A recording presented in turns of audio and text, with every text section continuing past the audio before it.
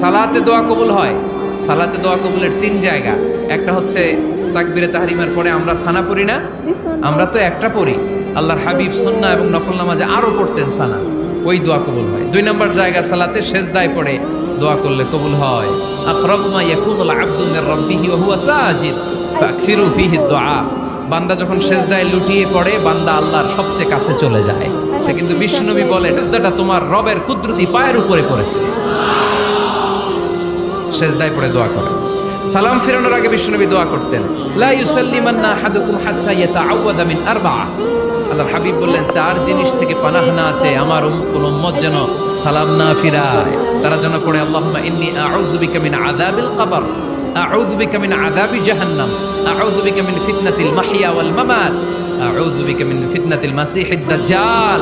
আল্লাহ কবরের আযাব থেকে বাঁচাও, আল্লাহ জাহান্নামের আগুন থেকে বাঁচাও, আল্লাহ জীবন মরণ